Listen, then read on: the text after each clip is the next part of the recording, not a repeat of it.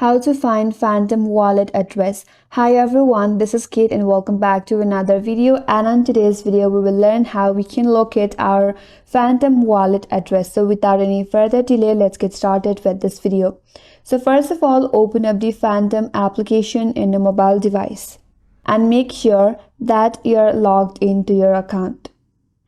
So once you're logged in on this home page, tap on the receive option or receive button. Now a screen will appear displaying all the tokens. So from here, select your preferred tokens that you want to share your address from.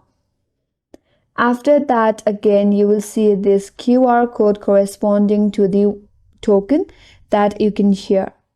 Here either you can share your QR or you can simply share the address given here. You can copy it, and if you want to directly share it, tap on share, or if you want to share it somewhere else, then you can use this link in order to share. And that's how you can find your Phantom wallet address.